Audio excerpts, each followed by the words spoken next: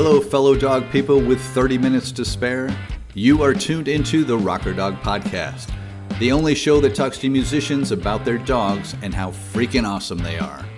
I'm your host, Tim Dill, along with my increasingly lunatic acting dog, Charlie, and today we welcome Mike Park, who's a musician, activist, and label head for Asian Man Records, who've put out well over 200 albums by the likes of the Alkaline Trio, Smoking Popes, and the Lawrence Arms. And this is his cherished rocker dog.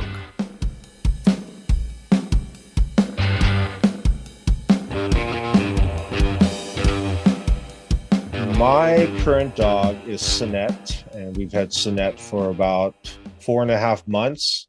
And Cenet is a 6.5-year-old rescue that we adopted from a place called Copper's Dream. And just an amazing dog. I can't even begin to explain how important this dog has been to our family and just our mental health and well-being. Well, I'm looking forward to hearing that. And I know in the context of everything, what we'll get to eventually is you did have a very important dog in your life named Jonah. Is that correct? Yes, Jonah was our first family dog for the kids. Our kids are now 14 and 16, and so they were 3 and 5 when we first got Jonah. Jonah was also a rescue from Copper's Dream. And so, especially my son, that was, you always like have these stereotypes of like the son and the dog being best friends. And they boy were. And his dog. Yeah. And they were best friends. So it was tough, difficult times for everybody. I bet. But back to, how am I going to say this right? Cenet? Is that how you pronounce it? Cenet, yes. Cenet. How did you guys come about rescuing him from the rescue you mentioned? Well, my wife is kind of a dog fanatic. Always going online, looking at all the shelters, looking at all the dogs, and just imagining herself with different dogs. Right. Still does that all the time, probably every day. We had been fostering a few dogs after Jonah passed, and it's a rough and tough thing to do because you become attached to the dog and then the dog gets adopted.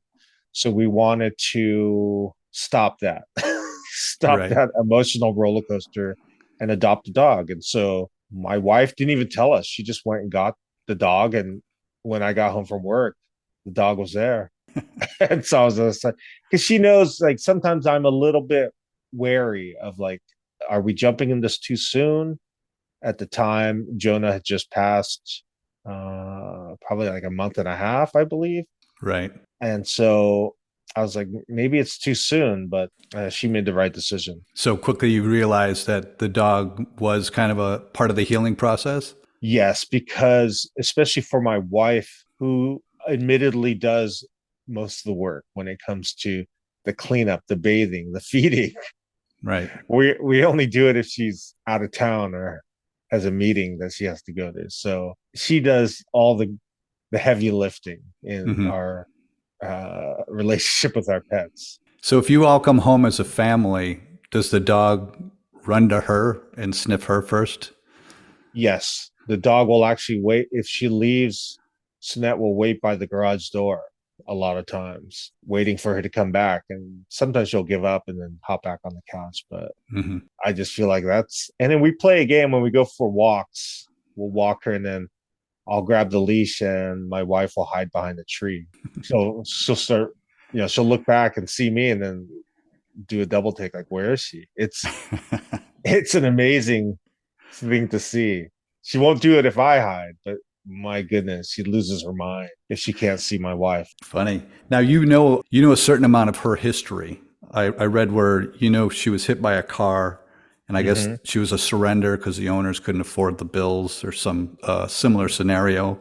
Yes. And then she was also put in a program, the Rough Start program. I don't know if that's the exact name, but it was a program with the prisoners that they were allowed to help with dogs who didn't have homes, and they would just kind of help them get back on their feet. The dogs get back on their feet. Yeah. I ended up Googling that. It sounds like a great program. Yeah, it said it was for shelter dogs that may need extra training, socialization, or care before being placed up for adoption, which sounds like a great, I know that, I do some volunteer work myself, and I know the shelters across the United States are bursting at the seams.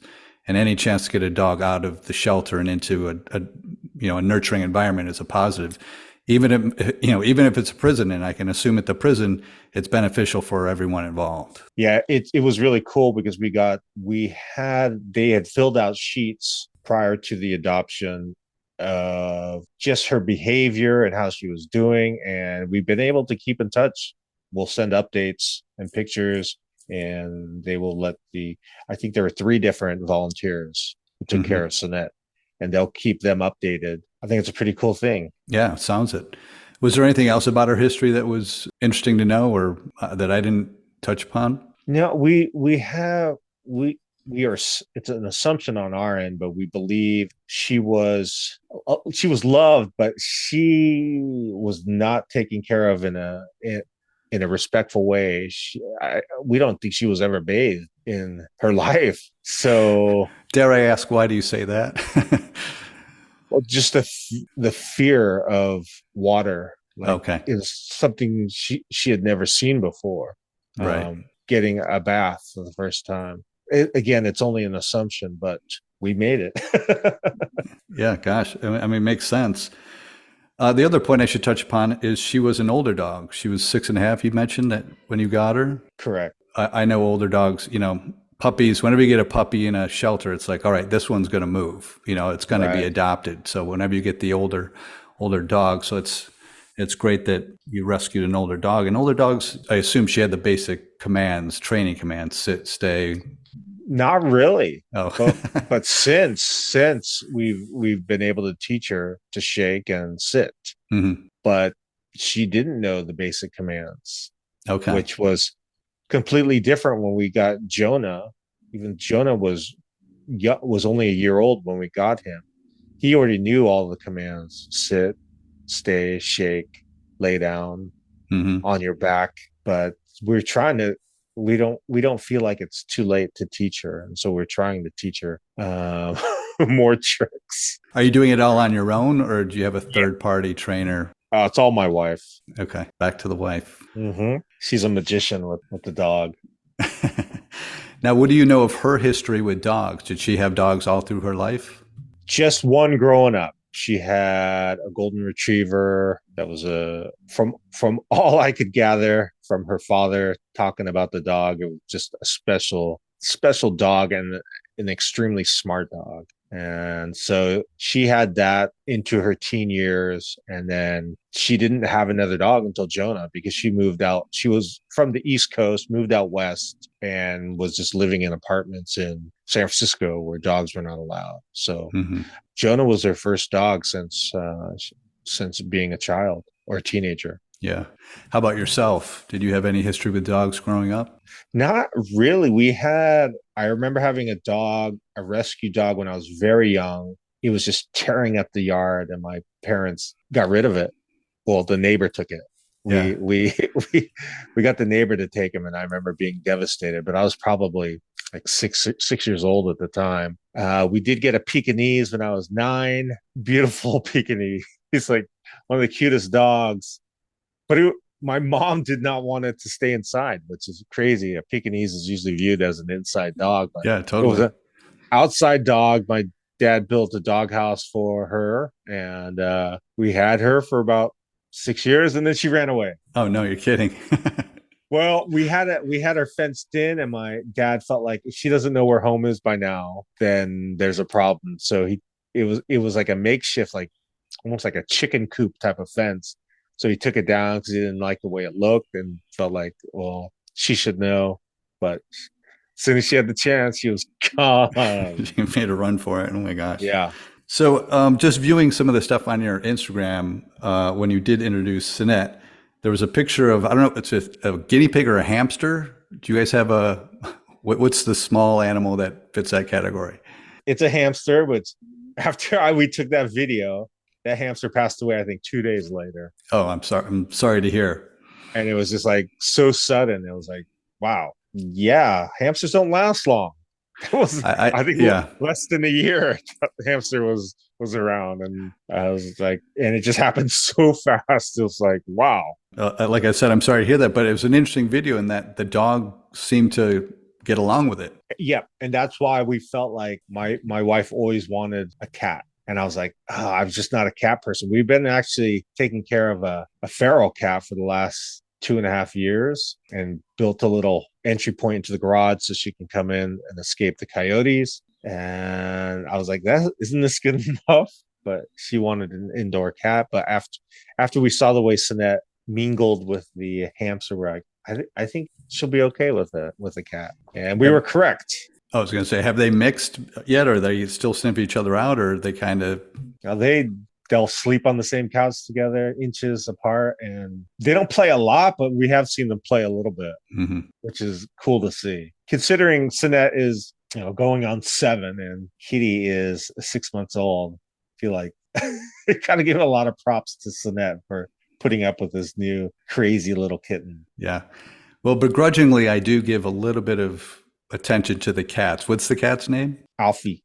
Okay, Alfie. And you did have a similar post that I see a lot of times about dogs, in that you weren't necessarily a cat guy, but Alfie seems to have won you over. Oh my gosh, I can't believe this has happened to me. I've dated women with cats before, but I've never had a cat. Actually, I take that back. I did have a cat when I was 3, but I could barely remember it. And I remember we went to Disneyland, and when we got back, the cat was gone. So, but I never asked questions. But yeah, this cat, I can't believe, I didn't think I could love a cat like this. I think about the cat all the time. That's funny. Now, was it, to me, I had cats when I was a kid, and knowing cats, I feel like, and my cat was aloof as they come. So I get my attraction to dogs, and dogs aren't, they're ready and willing to love you, where a cat is like, you need to earn it. But there's always those times when you come across a cat that's very personable, wants to be pet, wants to be with you. And I can see how I could be won over. Is that a similar situation? Just the personality of the cat kind of, won you over? Yeah, she sleeps. When it's bedtime, she comes strolling into our room, hops up on the bed, and sleeps right between our 2 pillows. We make a little space for her, for him. She's just so cute. And then this morning when I was waking up, he just climbed up on my chest and fell asleep again. I was like, oh, this is great. Where's Cenet sleep? Does she Cenet have her sleeps own? at the foot of the bed. Okay. Cenet definitely has her own bed, but everyone likes to sleep on the bed. So it took us a while to get used to it, but I think we've found our niche of being able to sleep with the animals on the bed. Now, Cenet was supposed to have her own Instagram. What happened? Yeah. Well, when we got the cat, my wife just made it a tag team where they both were. it was just for both of them. So does the cat have one? Because I went to Cenet the dog. It's Cenet period dog, which you had in one of your posts, and it's an empty page. Oh, okay. So she changed it, so it's now Cenet and Alfie. I'd have to look at the handle, but okay. Yeah, she definitely changed it for both of them. Okay. Yeah. All right. I'll seek that out and see if I can. Well, actually, it's going to be too late now, but I would have sought that out to get some information if there's any posts that kind of, raise any questions. Okay. But I wanted to touch upon the fostering. You did have one foster that you posted about that the name was Paris, but just the fact that, for me, my current dog, I want to foster so bad just to help the system out. And my current dog really isn't conducive to visitors. But I'm always fearful that I'm made to be a foster fail. And I think given the situation that you guys were in, having just lost a dog and bringing a few dogs in, what prevented you from keeping any of the dogs? Well, in this case with Paris was a puppy, and great dog. She was a great dog, but just a lot for us to handle. Right.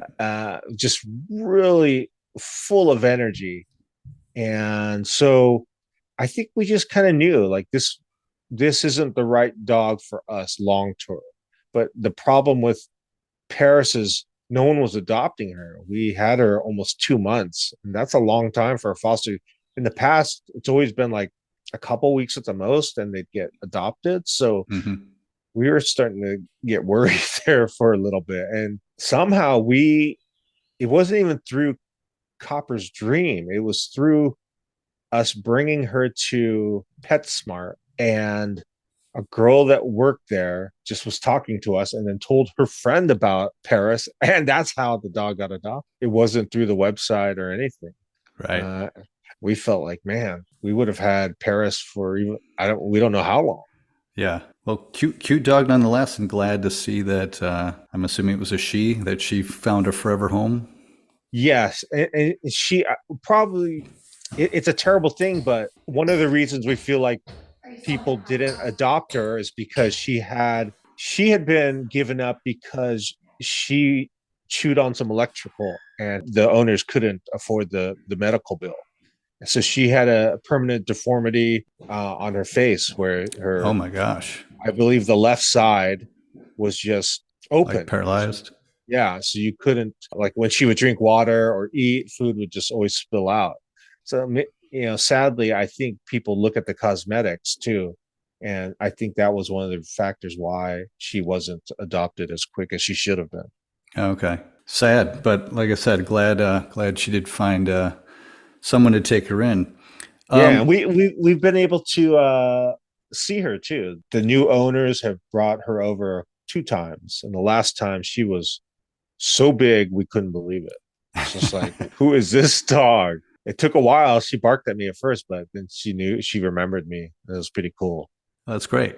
So tell me a little bit more about Jonah. What was the context of getting Jonah and having him come in your life in the first place? Yeah, at the time we were fostering like, gosh, I think we fostered like 7 dogs because I was against having a dog, but I was okay with the fostering. Each time we had a foster and they would get adopted, my wife would just be crushed. And I could see that. And so when we got Jonah was a foster, and my wife just begged. She's just like, please, I love this dog. And I was just like, okay. Why were you So against it? I just felt like it's a lot of responsibility, and I felt like I wasn't up to the task of doing what was necessary as a dog owner. And I probably still am not, because my wife does all the heavy lifting. But she said, "I'll do it all. I'll clean. I'll pick up the poop. I'll feed the dog, take the dog on walks." And so I was like, okay. And she still does that to this day. And you were mentioning your kids were 3 and 5 when Jonah came into the picture. Yes. And was Jonah 1 year old? Yeah. So Okay. So just gentle, even though Jonah was a bigger dog, was really good with the kids and just very loving, really cool dog. And both kids took to him fairly quickly. Yes, but again, especially my son just would just hang out with Jonah. When we started leaving, we felt like he was old enough to like stay home alone. As long as Jonah was there, he felt safe. So if we went out to the store or anything, we'd go, "Are you okay?" He's like, "Yeah, as long as Jonah's here," because Jonah would come along with us often in the car too. But if our son didn't want to go, we would make sure that Jonah Hmm. was with him, and he always felt safe. That's awesome. Did Jonah have any protective instincts? Would Oh yeah, he bark at the door? Or anytime, yeah, someone knocked on the door, he was vicious. Like if you didn't know him, you'd be like, "Oh my god!" But the thing is, like, if an intruder did come in, he would bark viciously, but then he would never bite them. He would just. I mean, he barked at my mom for 10 years straight. Every time she came, she would get barked at, and then he would, start licking her hands. now, with the loss, were there any life lessons that you kind of had to bring your kids into? Not really. I don't know if we like talk to them about death or how this would affect them. I think we did have someone come to the home instead of bringing Jonah to the vet. We had someone come into the home, and so we had a planned euthanization of Hmm. Jonah, and it was nice to be able to do that and be able to take our time and say goodbye. That was very emotional for everybody. And even my son, he's not the most emotional guy, but he was in tears, and He even told us afterwards he was surprised that he cried, but it's hard not to when, especially for him having that history. Yeah. Well, you mentioned in kind of your eulogy on social that it was the first time you really understood the connection between dog and family. Yes, that was part of our family. It's crazy. Like you don't. I'd always think about people who had dogs and them spending just thousands and thousands of dollars on operations. I was like, oh man, that seems, especially people I knew that were not financially sound. They Yeah. were struggling, but they never thought twice about spending insane amounts of money to help their dog because they're part of their family. And so it's the same thing with us. When I mean Jonah tore two ACLs, and it's just like Oh, no. stuff is expensive, but you Yeah. just don't think twice about it. If they need help, you do it. Yeah. It's not even a question. Well, with in our situation, it was like this is a family member. Yeah.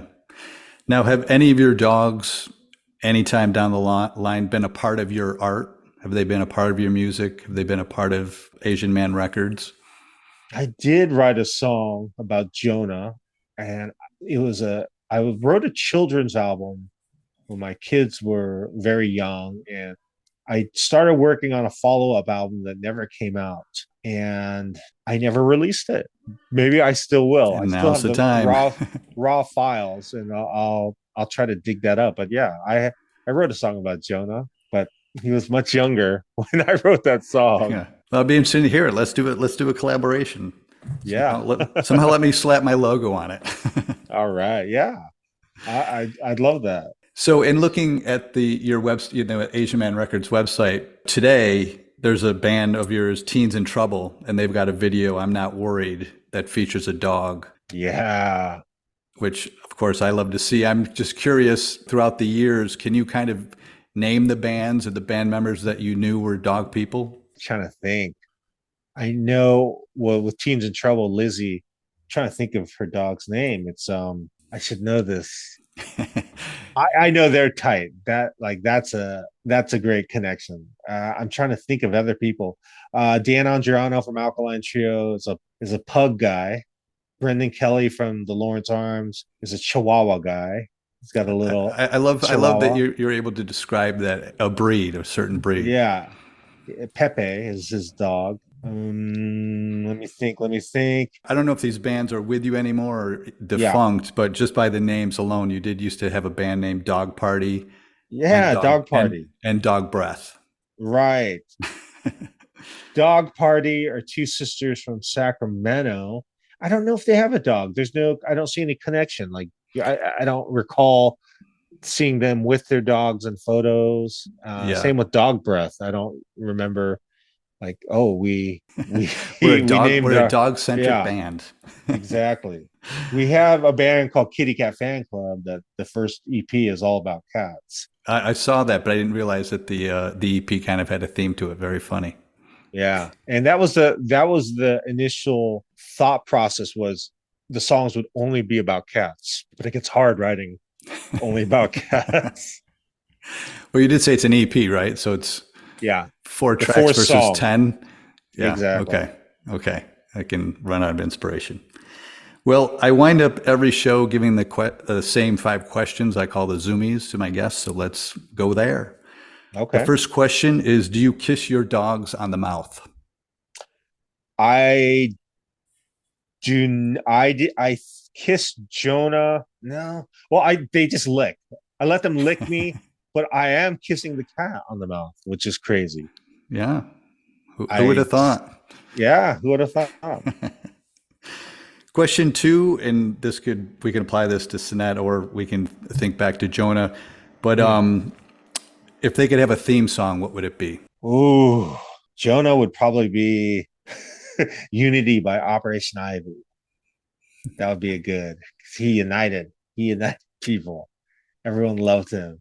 And Cenet would be, I think it's something more mellow, maybe like what would be like Bridge Over Troubled Waters, Simon and Okay. Garfunkel. Interesting contrast between the two. Yeah.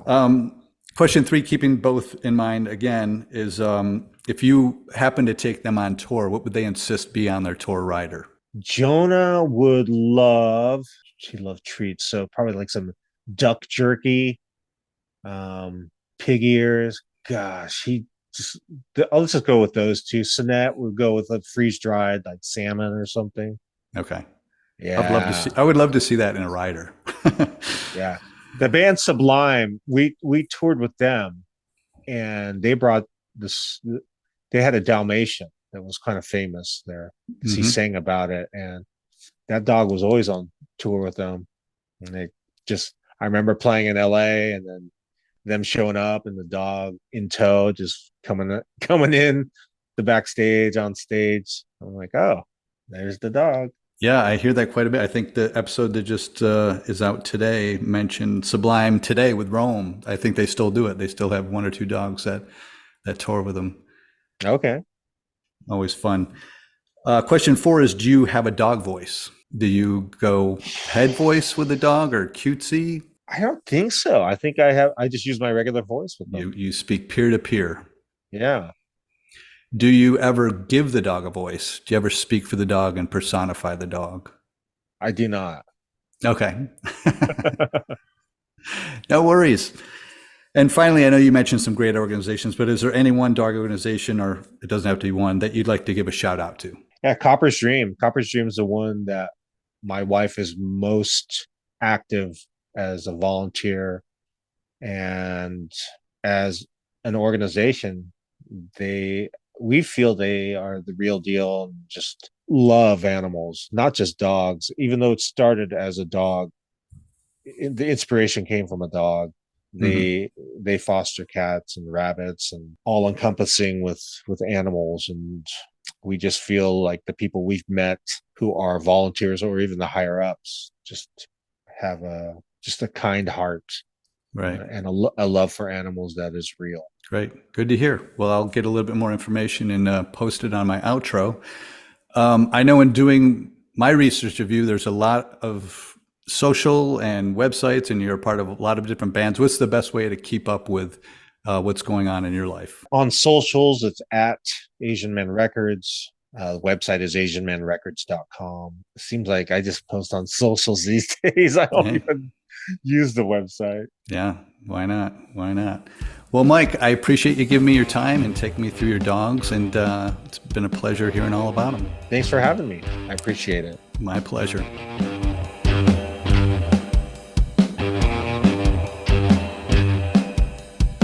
All right. Thank you, Mike Park, for sharing your dog Cenet, the late great Jonah, and begrudgingly your cat Alfie with us. The organization Mike gave a shout out to is Copper's Dream, which is a foster-based, all-breed dog rescue in San Francisco. Being foster-based means they do not have a physical shelter and rely on the superheroes of their foster community who open their homes to care for dogs until adopted. To become a foster, adopt a dog, cat, or bunny, or make a donation, visit coppersdream.org. A big thanks to you, the listener, for tuning into the show. Please engage with us about all things dogs on our Instagram at Rocker Dog Podcast. We'll be back next week with a shiny brand new episode featuring a hard rocker whose latest dog is named after his guitar hero. So subscribe to the show so that's waiting for you when you wake up next Friday. All right, it is time for a well-needed dog nap. We will see you next time.